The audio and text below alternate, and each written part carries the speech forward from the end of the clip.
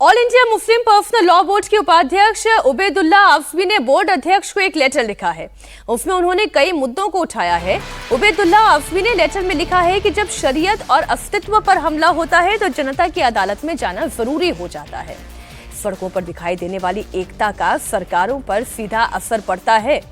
आफवी ने कहा कि बंगाल जैसे राज्यों के शिक्षा संस्थानों में मासूम मुस्लिम बच्चों पर वंदे मातरम गाने का दबाव डाला जा रहा है।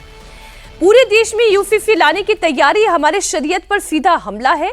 देश में वक्फ संपत्तियों पर अतिक्रमण हो रहा है, उन्हें नष्ट किया जा रहा है। उबैदुल्ला आफवी ने कहा कि फासीवाद के इस तूफान को केवल बंद कमरों में होने वाली कानूनी कार्रवाइयों से नहीं रोका जा सकता। मैं इसलिए उस खबर के बाद इस खबर को अजीत जी लेकर आई कि कहीं पर तो पीडीए और सॉफ्ट हिंदुत्व वाली पॉलिटिक्स जो है वो विपक्ष को खतरे में लेकर आ रही है। अब इस तरीके के इश्यूज पर भी कांग्रेस पार्टी हो, चाहे जितनी भी तमाम रीजनल पार्टीज हो, वो कैसे होगी?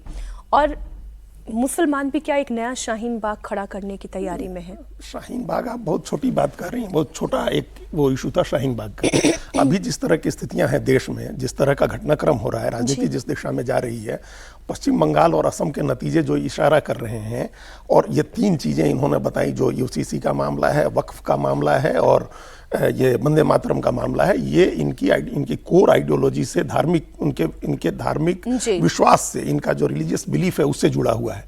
तो अब इसके आधार पर ये शुरुआत है, ये एक बहुत ही शुरुआती स्टेज है जब आप आइडेंटिटी को इस तरह से जोड़ते हैं और उस आइडेंटिटी को लेकर के सड़क पर उतरने की बात करते हैं। ये तो बहुत खतरनाक लग रहा है। बहुत ज्यादा खतरनाक है। और ये आज नहीं, 50 साल के बाद हो, 100 साल के बाद हो, ये जो बीज है जो अभी उबैदुल्ला आजमी डाल रहे हैं, ये बीज जब पेड़ बनेगा तो 1946 के डायरेक्ट एक्शन की तरह अपील होगी। आपने बहुत गंभीर बात कही। बिल्कुल, आपने तभी कहा शाहीन बाग बहुत छोटी बात है।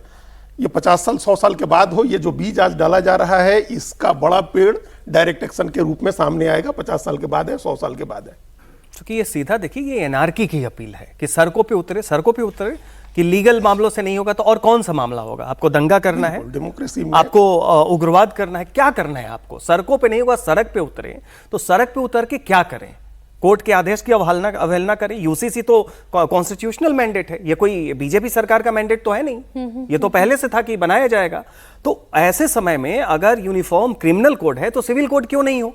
अब भारत के नागरिक हैं तो संविधान से चलें। तो सड़कों पे उतरना होगा तो किसके खिलाफ उतरेंगे? संविधान के खिलाफ, सरकार के खिलाफ, न्यायपालिका के खिलाफ। तो सीधा के सीधा एक एनआरकी को अपील है, और वो एनआरकी जो कि एक धार्मिक पहचान से जुड़ी हुई है। तो इसको बहुत गंभीरता से लेनी चाहिए और इस तरह के जो तत्व हैं उन पे नजर रखनी चाहिए कि कई बार होता है कि ये विक्टिमहुड और एनार्की जब एक साथ जब साधी जाती है ना, ये देश के सुरक्षा के लिए बहुत बड़ा खतरा होता है। जैसा अजीत की आने वाले विक्टिमहुड वाली वो लाइन मुझे अपने इस पूरे जो बयान उनकी तरफ से दिया गया उसमें दिखाई दी।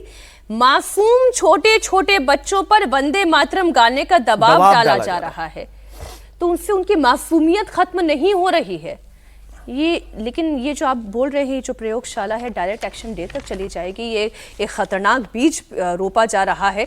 इस पर सोचने की आवश्यकता है और सरकार को भी गंभीरता से इस पर वो कैसे क्या मसले को सुलझाएंगे, इसे देखने की आवश्यकता है। वरना अगर शाहीन बाग में इतनी तकलीफ थी तो ये पता नहीं कहां जाकर रुकेगा।